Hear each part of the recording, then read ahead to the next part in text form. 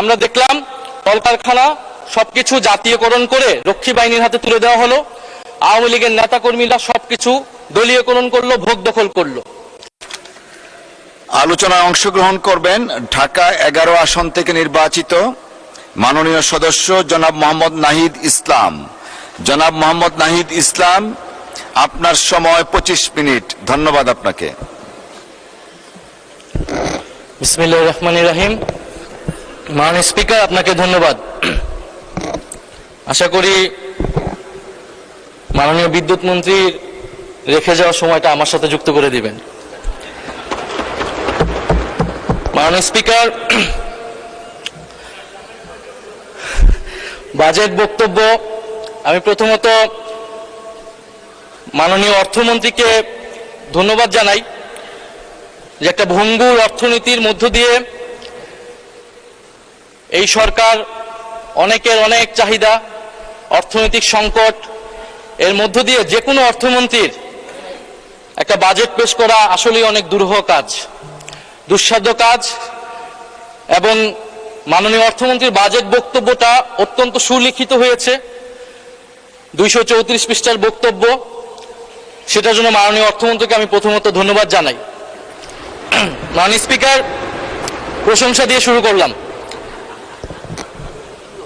মাননীয় speaker, budget নিয়ে বিরোধী দলের পক্ষ থেকে যেই মোটা দাগে যে সমালোচনাগুলো সেগুলা ইতিমধ্যে চলে এসেছে, সেখানে আমার নতুন করে আসলে যুক্ত করার কিছু নাই। আমরা বলেছি এই বাজেটটা ঘাটতি বাজেট। আমরা বলেছি যে রাজস্ব লক্ষ্যমাত্রা নির্ধারণ করা হয়েছে এটি অবাস্তব। সরকার দলের পক্ষ থেকে তারা বলেছেন তারা স্বপ্নবিলাসী, তারা অসম্ভবকে সম্ভব করতে চায়। যেভাবে তারা নির্বাচনে জয়লাভ করেছেন একইভাবে তারা এই বাজেটকে বাস্তবায়ন করতে চান তারা। তো মাননীয় স্পিকার, নির্বাচনের বিতর্কে আমি যাব না, সেটা অন্যদিকে চলে যাবে। নিশ্চয়ই একদিন সত্য প্রকাশিত হবে। মাননীয় স্পিকার, বাজেট অর্থনীতির সাথে সম্পর্কিত। রাষ্ট্র যেমন কোনো আবেগের বিষয় না, অর্থনীতিও কোনো আবেগের বিষয় না। আমরা বললাম, আমরা চাইলাম, আমরা বাস্তবায়ন করে ফেলবো সবাই মিলে, আর আমরা করে ফেলবো, এটা সম্ভব নয়। একটি বাজেট বা অর্থনীতির পরিবর্তনের জন্য উৎপাদন, বন্টন, ভোগ, বিনিয়োগ সবকিছুর একটি সুষম পরিকল্পনা প্রয়োজন। সেই পরিকল্পনা আমরা এই বাজেট বক্তব্যে মাননীয় স্পিকার পাইনি। মাননীয় স্পিকার, বাজেটের যাওয়ার আগে আমি যদি একটু অর্থনৈতিক প্রেক্ষাপট নিয়ে কথা বলি। 1971 সাল বাংলাদেশের ছাত্র, তরুণ, কৃষক সবাই একটি জনযুদ্ধের মাধ্যমে এই ভূখণ্ডকে স্বাধীন করলো, লক্ষ্য সামাজিক ন্যায় বিচার প্রতিষ্ঠা করা। কিন্তু দুঃখের বিষয় 1971 সালের পরে আমরা দেখলাম কলকারখানা সবকিছু জাতীয়করণ করে রক্ষী বাহিনীর হাতে তুলে দেওয়া হলো। আওয়ামী লীগের নেতাকর্মীরা সবকিছু দলীয়করণ করলো, ভোগ দখল করলো। ফলশ্রুতিতে দুর্ভিক্ষ আসলো, হাজার হাজার মানুষ মারা গেল, আমাদের অর্থনীতি আরো ভঙ্গুর পরিস্থিতিতে আসলো। পরবর্তীতে বাকশাল হলো, বাকশালের পতন ঘটলো এবং ঘটনা পরিক্রমায় মেজর জিয়াউর রহমান বাংলাদেশের শাসক হলেন। জিয়াউর রহমান ক্ষমতায় এসে যেই নীতিটি নিয়েছিল মাঝারি, ক্ষুদ্র এবং মাঝারি শিল্পের বিকাশ, জিয়াউর রহমান সঠিকভাবে অনুধাবন করেছিলেন বাংলাদেশের সেই সময়ের অর্থনৈতিক সংকট হচ্ছে কর্মসংস্থান। ফলে তিনি মুক্তবাজার অর্থনীতিকে প্রমোট করলেন এবং আমাদের আজকের যে পোশাক শিল্প সেটা জিয়াউর রহমানের হাত ধরে বাংলাদেশে প্রতিষ্ঠিত হলো। আমরা 1978 সালে জিয়াউর রহমান নুরুল কাদেরের দেশ গার্মেন্টসকে প্রমোট করলেন, সহায়তা করলেন দেশ গার্মেন্টস প্রতিষ্ঠায়। সাউথ কোরিয়ার জাইইউ নামক একটি কোম্পানির সাথে চুক্তি করে এদেশের উদ্যোক্তাদের, পোশাক শিল্পের উদ্যোক্তাদের প্রশিক্ষিত করলেন এবং এর মাধ্যমে কয়েকশো শিল্প কারখানা তৈরি হলো, মাঝারি শিল্পের বিকাশ হলো এবং দেশে কর্মসংস্থান তৈরি হলো। মাননীয় স্পিকার, আমাদের দেশে বর্তমান যে সংকট, কর্মসংস্থানের সংকট, আমাদেরকে জিয়াউর রহমানের মতো এই ধরনের একটা নীতি বা পরিকল্পনা অনুসরণ করা প্রয়োজন ছিল মাননীয় স্পিকার। কিন্তু আফসোস বর্তমান সরকারের যে আই হ্যাভ এ প্ল্যান, সেই প্ল্যানের ভিতরে আমরা এই ধরনের কোনো নীতি বা এই ধরনের কোনো পরিকল্পনা মাননীয় স্পিকার আমরা পাইনি, যেটা দেশে কর্মসংস্থান তৈরি করতে পারবে। 2008 সালে আওয়ামী লীগ সরকার ক্ষমতায় আসার পরে আমরা জানি গত 16 বছর কি হয়েছে। রাজনৈতিক ক্ষমতা কুক্ষিগত হয়েছে, দলীয়করণ হয়েছে। রাজনৈতিক ক্ষমতা কুক্ষিগত হওয়ার সাথে সাথে অর্থনীতিও কুক্ষিগত হয়েছে, সম্পদ কুক্ষিগত হয়েছে। ফলে অলিগার্ক শ্রেণী তৈরি হয়েছে, সিন্ডিকেট তৈরি হয়েছে। আপনি বিভিন্ন সেক্টরে যাবেন, 3-4টা কোম্পানি বাংলাদেশের সেই সেক্টরের সকল ব্যবসা নিয়ন্ত্রণ করছে। আমরা জানি কিভাবে ব্যাংক লুট হয়েছে, দেশের হাজার হাজার কোটি টাকা লোপাট হয়েছে। এই অলিগার্ক যেই অর্থনৈতিক ব্যবস্থা তৈরি হলো, সমাজে বৈষম্য তৈরি হলো এবং বাংলাদেশের তরুণ যুবকরা তারা কোনো কর্মসংস্থান পাচ্ছে না। 2024 সাল বাংলাদেশের বিশ্ববিদ্যালয়ের ছাত্ররা, তরুণরা রাস্তায় নেমে আসলো কোটা সংস্কারের দাবিতে। 2018 সালেও নেমে এসেছিল, এর আগে ভ্যাট বিরোধী আন্দোলনে নেমে এসেছিল। এবারের আন্দোলনের নাম বৈষম্য বিরোধী ছাত্র আন্দোলন। আমরা খুবই সুপরিকল্পিতভাবেই এই আন্দোলনের নাম দিয়েছিলাম বৈষম্য বিরোধী ছাত্র আন্দোলন। কারণ মাননীয় স্পিকার, আমাদের সামনে এটা স্পষ্ট ছিল যে শুধু সরকারি চাকরিতে কোটা যেমন বৈষম্য, কিন্তু সমাজে যে মূল বৈষম্যটা রয়ে গেছে, যার ফলে কর্মসংস্থান তৈরি হচ্ছে না, তার বিরুদ্ধে আসলে আমাদের আন্দোলন করতে হবে, তার বিরুদ্ধে আমাদের লড়াই করতে হবে। মাননীয় স্পিকার, বৈষম্য বিরোধী ছাত্র আন্দোলনের মধ্য দিয়ে গণ অভ্যুত্থান সংগঠিত হলো এবং স্বৈরাচারী শেখ হাসিনা সরকারের পতন ঘটল। আমাদের এই যে বর্তমান সময়, এই সময় অর্থনৈতিক সংকটে আমার কাছে মেজর ক্রাইসিস 3টা। একটা হচ্ছে কর্মসংস্থান তৈরি, দ্বিতীয়ত হচ্ছে ব্যাংকিং খাত সংস্কার এবং তৃতীয়ত হচ্ছে আমাদের যে বিদ্যুতের যে চুক্তিগুলো হয়েছে, বিদ্যুতের দাম যে বেড়ে গিয়েছে সেটাকে আমরা কিভাবে আবার কমিয়ে আনবো, সহনীয় পর্যায়ে আনবো। মাননীয় স্পিকার, সরকারের নির্বাচনী প্রচারণা এবং এই বাজেট, তাদের প্রধান একটা প্রচারণার অংশ বা প্রজেক্ট হচ্ছে ফ্যামিলি কার্ড।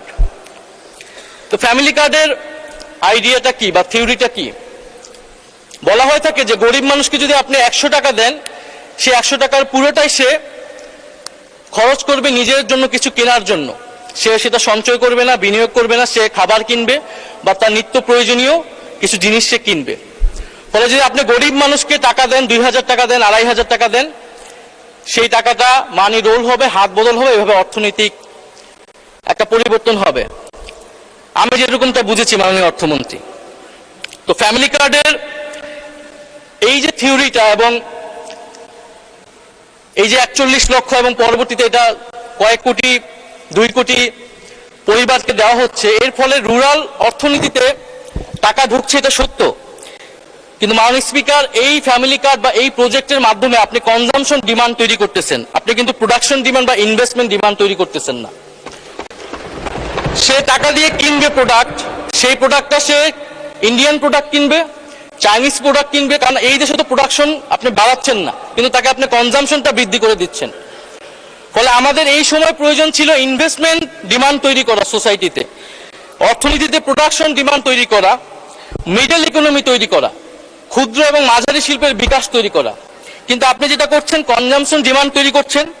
এর ফলে আপনাকে কি করতে হবে? আমদানি করতে হবে এবং আপনাকে উচ্চ মূল্যস্ফীতি হয়ে যাবে এবং আপনি একটা নির্ভরশীল জনগোষ্ঠী তৈরি করছেন, যেখানে আমাদের বাংলাদেশের এই মুহূর্তে সবচেয়ে সম্ভাবনার জায়গা হচ্ছে তরুণরা। ডেমোগ্রাফিক ডিভিডেন্ডের সবচেয়ে স্বর্ণ সময় আমরা পার করছি মাননীয় স্পিকার। আমার দরকার ছিল তরুণদেরকে ইনভেস্ট করা। জিয়াউর রহমান যেরকম সাউথ কোরিয়ার সাথে চুক্তি করে তরুণদেরকে প্রশিক্ষিত করেছিল এবং পোশাক শিল্পের মাধ্যমে একটা মাঝারি এবং ক্ষুদ্র শিল্পের বিকাশ ঘটিয়েছিল, এরকম কোনো পরিকল্পনা কিন্তু মাননীয় স্পিকার আমরা এই বাজেটে পাইনি। আপনারা তরুণদেরকে ইনভেস্ট করেন, আপনারা তরুণদেরকে ঋণ দেন, তরুণদেরকে টাকা দেন, তরুণদেরকে প্রশিক্ষিত করেন, সেই টাকা আপনি অর্থনীতিতে অনেক বেশি পাবেন। একজন তরুণ যদি কর্মক্ষম হয়, সে তার বাড়িতে 2500-এরও বেশি টাকা দিয়ে তার পরিবারকে সে দিতে পারবে মাননীয় স্পিকার। ফলে আমাদের যেই ডেমোগ্রাফিক ডিভিডেন্ডটা আমরা কিন্তু মাননীয় স্পিকার কাজে লাগাতে পারছি না। মাননীয় স্পিকার, এই বাজেট বক্তব্যে 234 পৃষ্ঠা কর্মসংস্থান নিয়ে মাননীয় অর্থমন্ত্রী 1.5 পৃষ্ঠা লিখেছেন। আরো কয়েক পৃষ্ঠা লিখলে আমরা বুঝতে পারতাম যে তিনি কর্মসংস্থানকে আরো বেশি গুরুত্ব দিচ্ছেন মাননীয় স্পিকার। দ্বিতীয়ত, ব্যাংকিং খাতের সংস্কারে যদি আসি মাননীয় স্পিকার, ব্যাংকিং খাতে 40,000 কোটি টাকা দেওয়া হচ্ছে। ব্যাংক রেগুলেশন আইন এই সরকার এসে বদল করেছে, সংস্কার করে যারা ঋণ খেলাপি ছিল, যারা দেশের টাকা পাচারকারী ছিল, তাদেরকে আবার সুযোগ দিচ্ছে। মাননীয় স্পিকার, যারা ঋণ খেলাপি ছিল, যারা দেশের টাকা লুট করেছে, বিদেশে পাচার করেছে, আর যারা গণহত্যা করেছে, তাদের অপরাধ আমি খুব ভিন্ন কিছু দেখি না মাননীয় স্পিকার, দুইটাকে সমান অপরাধী হিসেবে আমি দেখি। আপনি অ্যাসালম, শিকদার, জেমকন, বেক্সিমকো, নাসা, সামিট, ওরিয়ন, এই ধরনের গ্রুপগুলা যারা এই দেশের অর্থ পাচার করেছে, সেই সকল ঋণ খেলাপিদের বিরুদ্ধে আপনি কি আইনগত ব্যবস্থা নিচ্ছেন? এবং বিদ্যমান আইন দিয়ে আপনি আসলে তাদের বিরুদ্ধে খুব বেশি ব্যবস্থা নিতে পারবেন না, কারণ এসালমের দুর্নীতি, এটার সাথে রাষ্ট্র জড়িত ছিল সেই সময়। ডিজিএফআই কে দিয়ে সে ইসলামী ব্যাংক দখল করেছে। এখন যদি মাননীয় স্বরাষ্ট্রমন্ত্রী বলেন শেয়ার হোল্ডার, আপনি তো আইনের ফাঁকফোকর দিয়ে তাকে শেয়ার দিয়ে দিতে পারবেন, কিন্তু সত্যটা হচ্ছে মাননীয় স্পিকার, তারা সেই সময় রাষ্ট্রযন্ত্র ব্যবহার করেছিল। ফলে আমাদেরকে এই ধরনের অর্থ পাচারকারীদের বিরুদ্ধে ব্যবস্থা নিতে হলে নতুন আইন লাগবে, এবং তাদের সম্পদ অথবা তারা যে সকল সম্পদ দেখিয়ে ঋণ নিয়েছিল সেগুলাকে জাতীয়করণ করা প্রয়োজন মাননীয় স্পিকার। সেই টাকা আপনি বন্ধ করেন, সেই টাকা দিয়ে আপনি মাননীয় স্পিকার আপনি ব্যাংকে আবার ফেরত দেন, ব্যাংকিং খাতকে আপনি আবার একটা স্থিতিশীল জায়গায় নিয়ে আসেন। মাননীয় স্পিকার, বিদ্যুৎ মন্ত্রী আমার কিছুক্ষণ আগেই বক্তব্য দিয়ে গেলেন, যদি বিদ্যুতের দাম না কমে তাহলে এখানে কেউ বিনিয়োগ করবে না, শিল্প কলকারখানার খরচ বেড়ে যাবে। Bangladesh power development board BPDB এখন বর্তমানে বিদ্যুৎ কেনে 12 টাকায়, বিক্রি করে 7 টাকায়। বাকি টাকাটা সে ভর্তুকি দেয়, যেটা জনগণের ট্যাক্সের মাধ্যমে আবার সরকারের কাছে যায়। যদি 12 টাকায় বিক্রি করে 12 টাকায় কিনে 12 টাকায় আবার বিক্রি করে, তাহলে বিদ্যুতের দাম বাড়াতে হবে 86%। মাননীয় স্পিকার, সরকার 17% বিদ্যুতের দাম বাড়িয়েছে এই সরকার হওয়ার পরে। গ্রামে গ্রামে লোডশেডিং হচ্ছে, মানুষ বিদ্যুৎ পাচ্ছে না। যদি আমাদেরকে এই ব্যবস্থা আমরা রাখি, আমাদেরকে সরকারকে অবশ্যই বিদ্যুতের দাম বাড়াতে হবে, সরকারের কিছু করার থাকবে না। কারণ আমরা জানি ক্যাপাসিটি চার্জের মাধ্যমে প্রতি বছর 99,000 থেকে 1,65,000 কোটি টাকা ক্যাপাসিটি পেমেন্ট দিতে হচ্ছে সরকারকে। তো এই যে চুক্তিগুলো হলো জরুরি আইন তৈরি করার মাধ্যমে, যেটা 14 বছর ছিল, এই আইনগুলো নিয়ে সরকার কি ব্যবস্থা নিবে? মাননীয় অর্থমন্ত্রী তার বাজেট বক্তব্যে একটি লাইন বলেছেন যে এটা নিয়ে তারা পর্যালোচনা করবেন এবং ব্যবস্থা নেবেন, প্রয়োজনীয় ব্যবস্থা। এটা তারা 31 দফাতে বলেছিলেন। আমরা আরো সুস্পষ্টভাবে ওনাদের কাছ থেকে পদক্ষেপ আশা করেছিলাম, যে যারা, এটা শুধু দুর্নীতি না, এটা পরিকল্পিতভাবে, কাঠামোগতভাবে এটা বাংলাদেশের অর্থ লুট করা হয়েছে, বাংলাদেশের বিদ্যুৎ সেক্টরকে ধ্বংস করে দেওয়া হয়েছে, তাদের বিরুদ্ধে আপনারা কি ব্যবস্থা নেবেন? আপনি আদানি চুক্তির বিরুদ্ধে কি ব্যবস্থা নেবেন? আদানির সাথে যে চুক্তি হয়েছিল, আপনি সামিটের বিরুদ্ধে কি ব্যবস্থা নেবেন? আপনি এসালামের বিরুদ্ধে কি ব্যবস্থা নেবেন? আমরা জানি এই চুক্তিগুলো সার্বভৌম, ফলে আমাদেরকে আন্তর্জাতিকভাবে এটা এবং প্রমাণ করতে হবে যে এখানে দুর্নীতি হয়েছিল। অন্তর্বর্তী সরকারের সময় অনেকগুলো দুর্নীতির প্রমাণ কিন্তু মাননীয় স্পিকার সংগ্রহ করা হয়েছিল। এখন সরকারের সদিচ্ছার বিষয় যে সরকার এটাকে কাজে লাগাবে কিনা। সরকার যদি এটাকে কাজে না লাগায়, কোনোভাবেই সরকার বিদ্যুতের দাম সহনীয় পর্যায়ে রাখতে পারবে না মাননীয় স্পিকার। মাননীয় স্পিকার, আমরা প্রতিরক্ষা খাতের কথা বলি। প্রতিরক্ষা খাতে মাননীয় অর্থমন্ত্রী বাজেট বক্তব্যে একটি প্যারাগ্রাফও লেখার সময় পান নাই মাননীয় স্পিকার। আমরা আশা করেছিলাম একটা ন্যাশনালিস্ট পার্টি, জাতীয়তাবাদী দল আমাদের প্রতিরক্ষা খাত নিয়ে কি ধরনের পরিকল্পনা করছে। সেখানে প্রতিরক্ষা খাতের যে বরাদ্দ দেওয়া আছে সেটা পরিচালন ব্যয়তেই বেশিরভাগ বরাদ্দ মাননীয় স্পিকার চলে যাবে। দ্বিতীয়ত, আমাদের পরিবেশ এবং জাতীয় সম্পদ আমাদেরকে কিভাবে সুষ্ঠু ব্যবহার করতে পারি সেটা নিয়ে কিছু, আমি মনে করি, গুরুত্বপূর্ণ কথায় বক্তব্যে এসেছে। মাননীয় স্পিকার, আরেকটি গুরুত্বপূর্ণ বিষয় হচ্ছে মাননীয় অর্থমন্ত্রী তার বক্তব্যে অর্থনীতির গণতন্ত্রায়নের কথা বলেছেন, ডিরেগুলেশনের কথা বলেছেন, অর্থনীতির পুনরুদ্ধার পুনর্গঠন, অনেক সুন্দর সুন্দর কথা বলেছেন। যে কথাগুলো, এই ধরনের অনেক সুন্দর সুন্দর কথা আমরা দেখেছি ফ্যাসিবাদের সময় বিএনপি 31 দফাতে বলেছিল। রাষ্ট্র মেরামতের রূপরেখা, রাষ্ট্র সংস্কারের রূপরেখা, 31 দফা।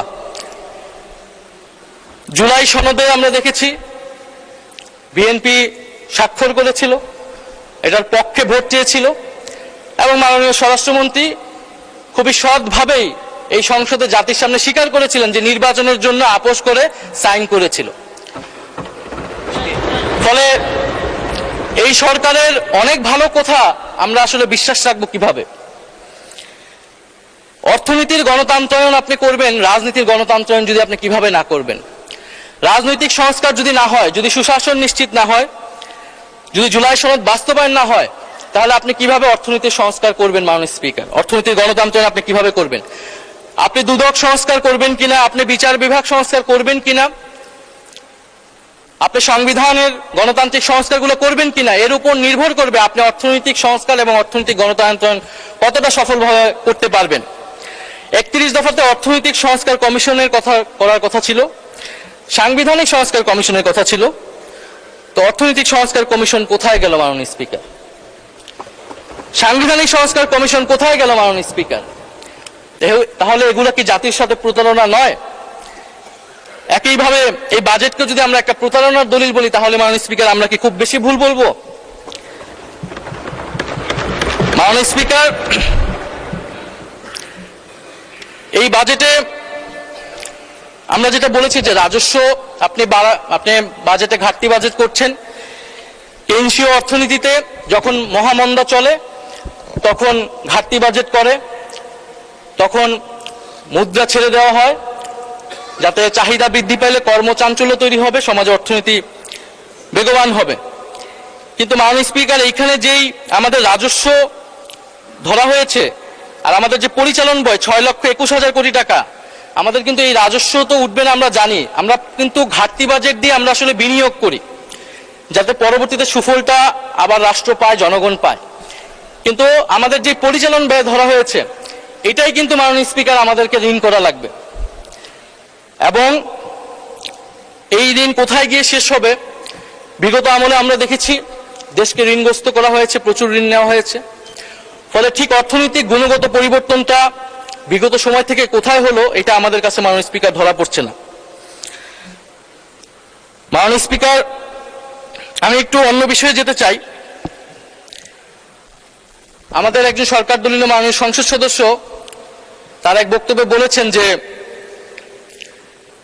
এখন অনেকে গাড়ি চড়ে, যে আগে তারা কি চড়তো বা রিক্সায় চড়তো, এখন তারা গাড়ি চড়ে, এরকম একটা কথা বলেছেন মাননীয় স্পিকার। মাননীয় স্পিকার, আজকে মাসের কত তারিখ? 28। আমি রেন্টে কারে ভাড়া নিয়ে একটা গাড়ি আমি ব্যবহার করা লাগে আমার নিরাপত্তার জন্য, তো সেই গাড়ি ভাড়াটা এখন মাননীয় স্পিকার দিতে পারিনি, মাসের শেষ।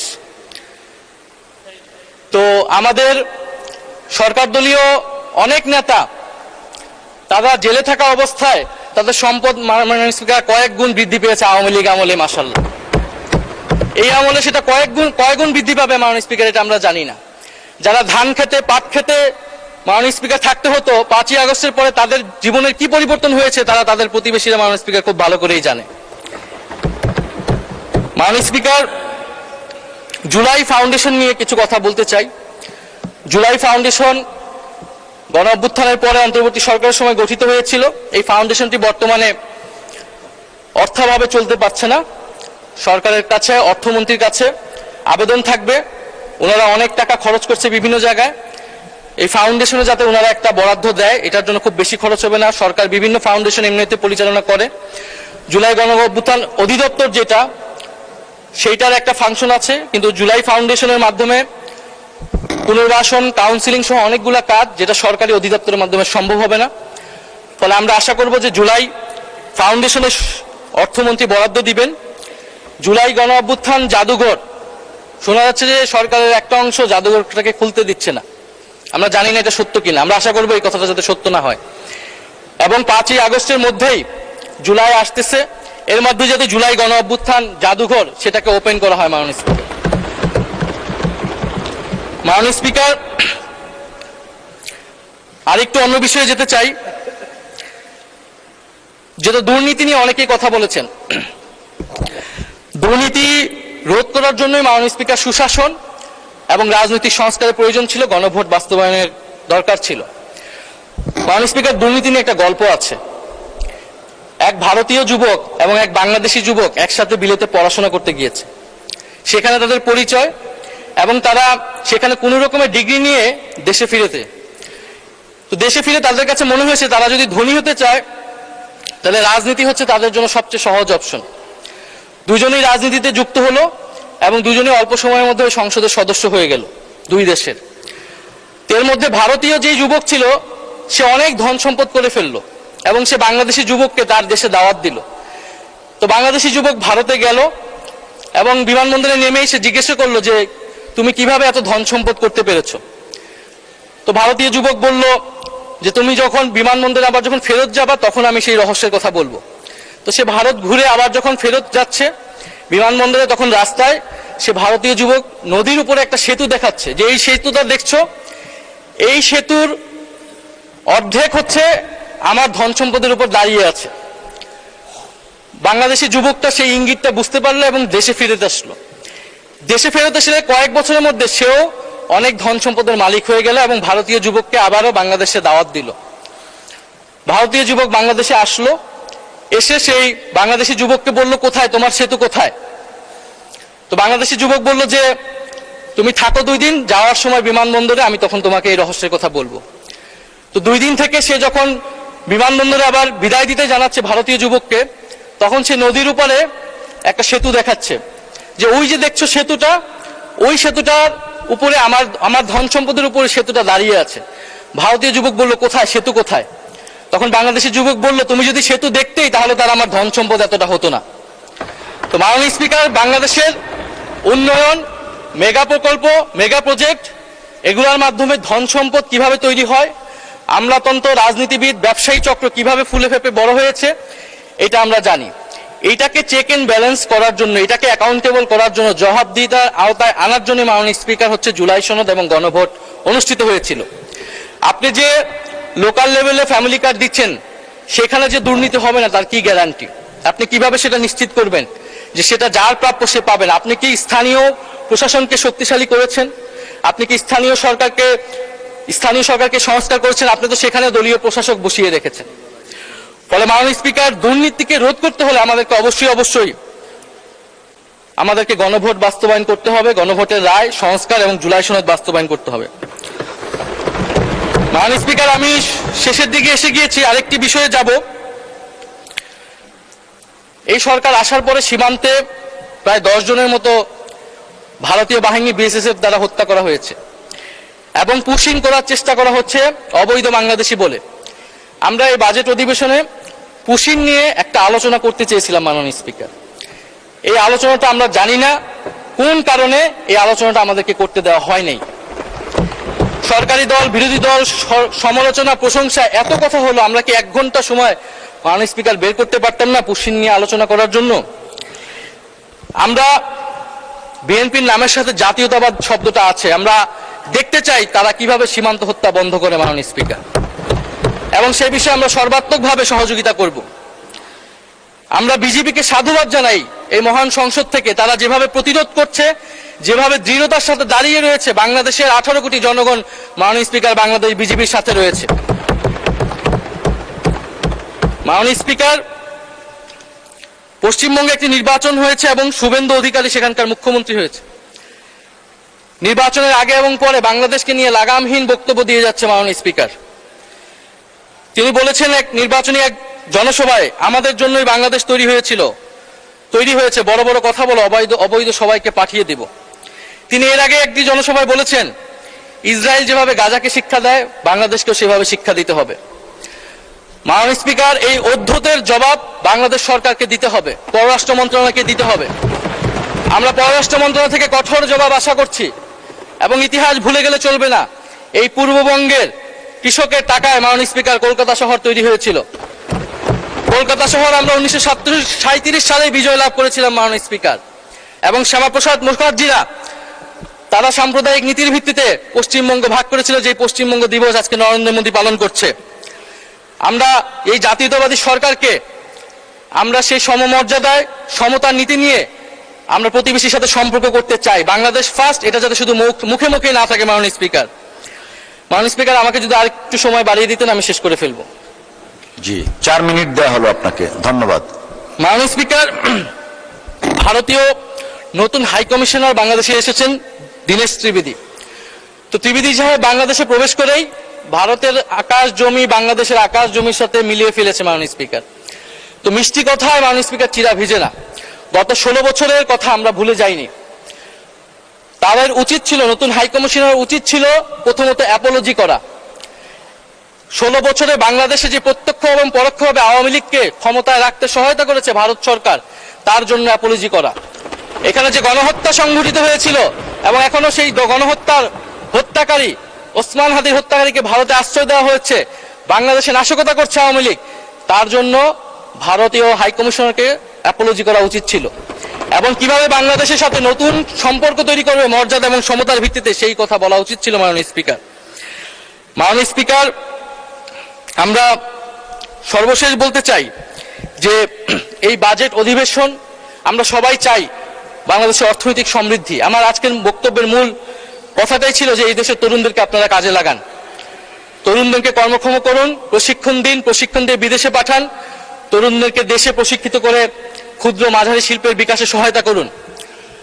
এবং আমাদের যেই এই বঙ্গীয় বদ্বীপের সার্বভৌমত্ব আমরা রক্ষা করতে চাই, আমাদের সীমান্ত, আমাদের নদী, পানি, সাগর এবং অর্থনীতিকে রক্ষা করার লড়াই মাননীয় স্পিকার আমরা চালিয়ে যেতে চাই। আমরা মনে করি এই লড়াই এখনকার লড়াই না মাননীয় স্পিকার, এটা আমাদের পূর্বসূরীরা এই লড়াই চালিয়েছেন। 1947 সালে আমরা আমাদের কৃষকেরা জমির অধিকারের জন্য লড়াই করেছেন, পেয়েছেন জমির অধিকার।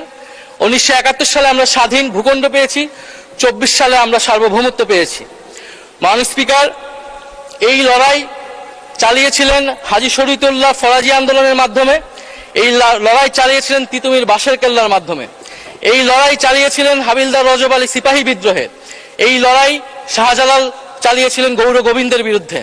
মাননীয় স্পিকার, আমাদের যে 100 বছরের সংগ্রাম, এই দেশের ভূখণ্ড, মাটি, আমাদের স্বাধিকার, আজাদি রক্ষা করার লড়াই, এই হাজারো সংগ্রাম লড়াইয়ের মধ্য দিয়ে আমরা একটা দেশ পেয়েছি যার নাম বাংলাদেশ। এই দেশকে আমরা রক্ষা করতে চাই, এই দেশকে আমরা ঐক্যবদ্ধ করতে চাই।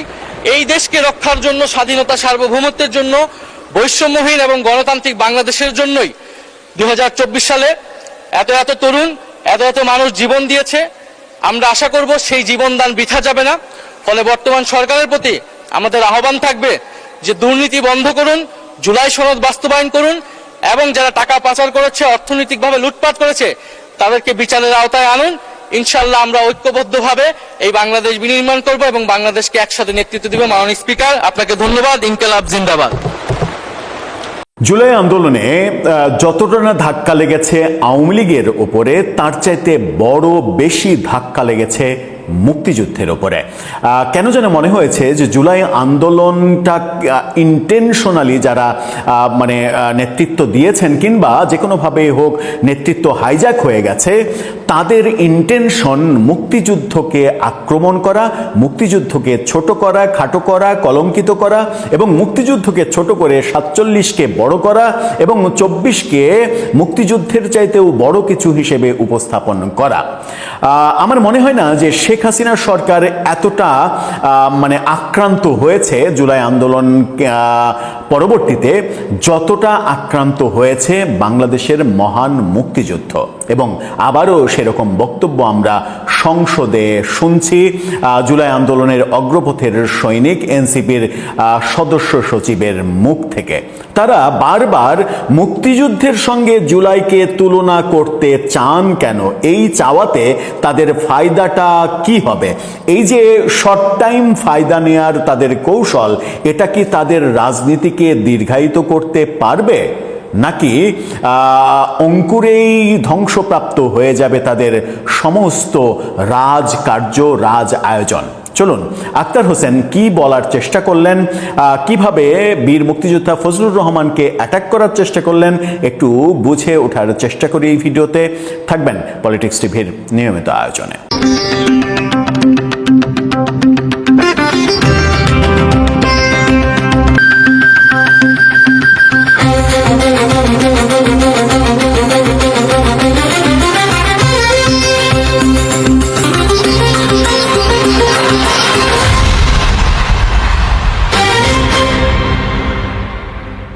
দর্শক, জুলাই আন্দোলনের দ্বিতীয় বর্ষপূর্তি যখন পালন করা শুরু হয়েছে, আজকে থেকে ৩৬ দিনের কর্মসূচি এনসিপি, জামাত সহ বিভিন্ন দল গোষ্ঠী তারা উদযাপন করছে।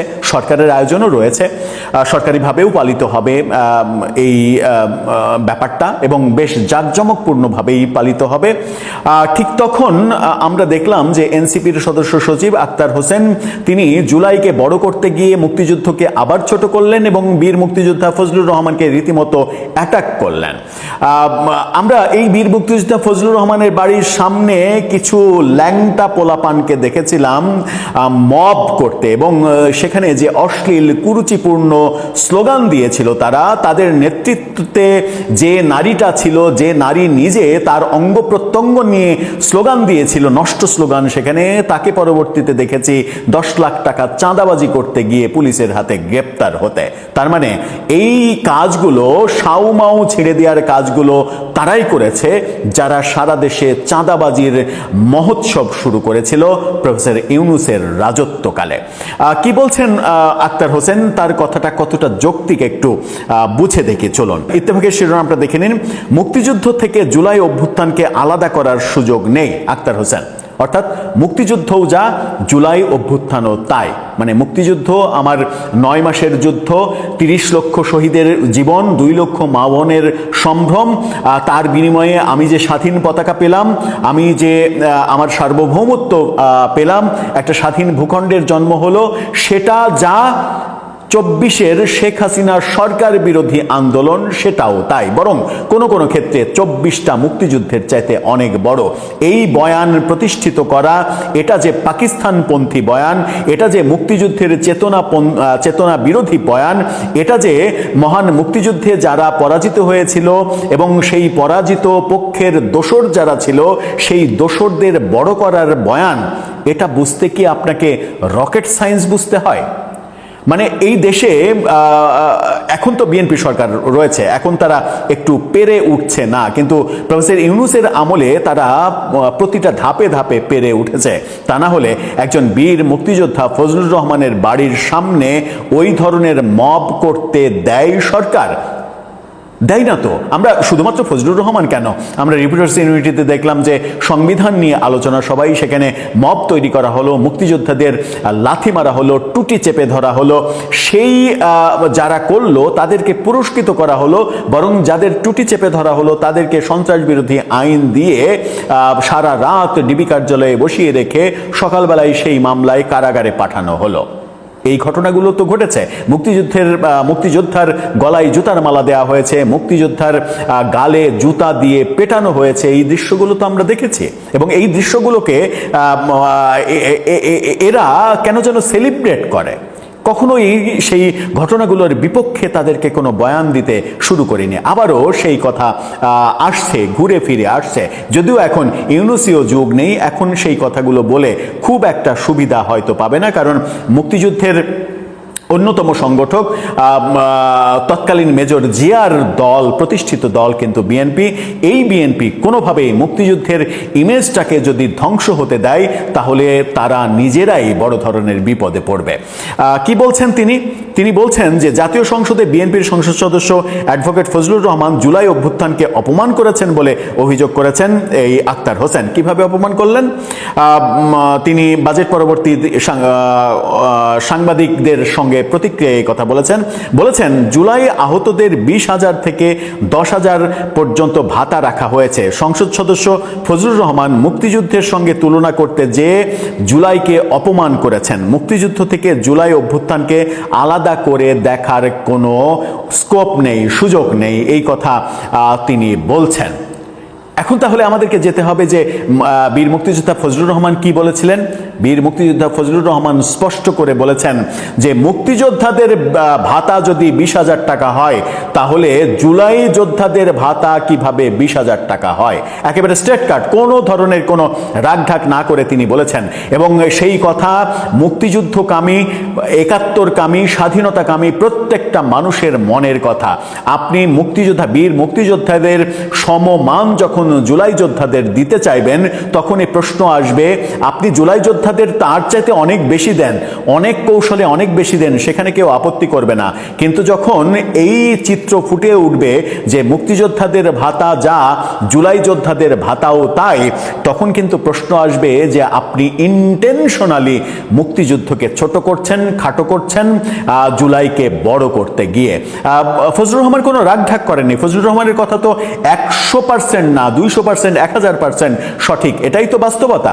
আপনি মুক্তিযুদ্ধকে খাটো করার যত প্ল্যানই করেন সেটা করা উচিত হবে না। আজকে করছেন, কালকে করছেন, পরশু করতে পারবেন না। তো কোনো না কোনো দিন এই বাস্তবতার বাস্তবতা আপনার পক্ষে থাকবে না, আপনার বিপক্ষে চলে যাবে। কারণ এই দেশের মানুষ, আর যাই হোক, এই দেশের মানুষ দুটো ব্যাপার, সেটা হচ্ছে যে ধর্মভীরু এই দেশের মানুষ, কিন্তু ধর্ম নিয়ে রাজনীতি পছন্দ করেন না।